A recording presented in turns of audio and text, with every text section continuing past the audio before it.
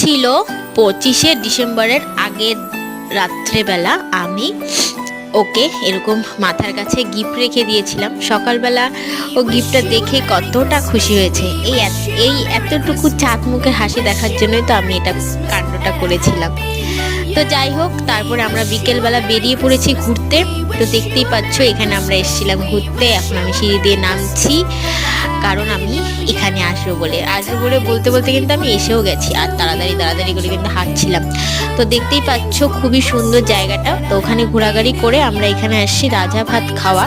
এখানে এই রেল লাইনের ভিতরে একটা রেস্টুরেন্ট করেছে, খুবই সুন্দর।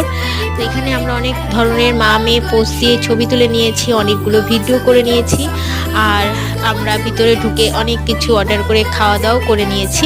খুবই সুন্দর করেছিল, ভিতরে ডেকোরেশনটাও খুব সুন্দর এবং খাবার দাবারও মোটামুটি ভালো ছিল।